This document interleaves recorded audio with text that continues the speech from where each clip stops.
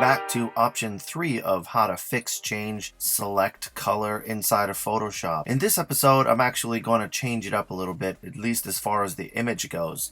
Sometimes there are moments when you want to be a little bit more selective of the color that it is you're trying to change. And using targeted adjustment tools or adjustment layers sometimes just isn't enough flexibility that we're looking for. For example, in this image here, the sky is pretty blue in contrast to how red the rocks are in the foreground. I may want to add a little bit more color to the sky and the sky alone. Typically, in order to do something like that, it would require making an adjustment to the sky and then masking out everything else. But that's just more work than I want to do, and for some of you, maybe a little bit more complicated than it needs to be. So if I want to add color to just the sky and the sky alone, I have a really easy trick for this. And it's not just the sky. This is for anything. Let me show you what I mean. I'm going to head down to my adjustment layers, but this time I'm going to choose photo filter. And all photo filter is going to do is put a layer of color over the top of the entire photograph. If I move the density up, you can see how it's making everything this real muted, warm, yellowish orange tone. But in this example, I really only want the sky to be changing. I don't want the foreground to get added color. So how can I make a selection of just the sky so that this color is only applied there? Well, luckily for you, I have a really easy tip for this. Head on up to select and choose color range. And what this is going to do is allow us to select a color range. For example, if I click on the blues, you'll see over here in my color range box, I have the ability to control how strong or not how strong the blues are that I'm affecting. What I'm looking for is the sky, because that's what I'm wanting to select. I want the sky to get as white as possible, but leave everything else alone. This looks pretty good. I'm going to hit OK. And now you'll see that that selection has just been applied to the mask, which means that now if I move the density up on this color, you can see that it's only affecting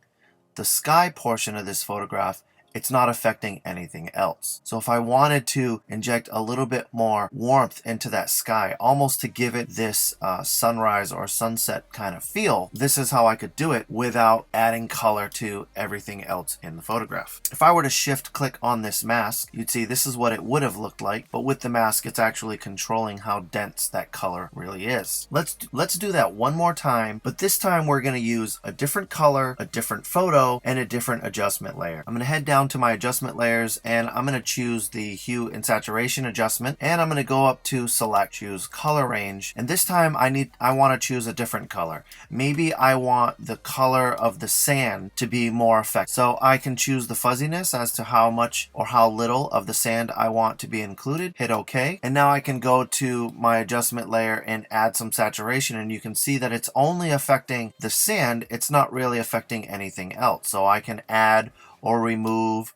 or I can change the color just like we did in previous episodes. Basically, the color range tool is a way of making a selection, but it's selecting colors, nothing else. And it's a very refined way of selecting colors for a specific purpose. Go ahead and give it a try in one of your photographs, and I'm sure you'll fall in love with this feature. Be sure to check out the next video where I show you option 4 for how to fix, change, add, and remove color inside of Photoshop. As always, thank you so much for watching. Thank you for your support. If you like this video, hit that like button, subscribe to our channel, and we'll catch you in the next episode.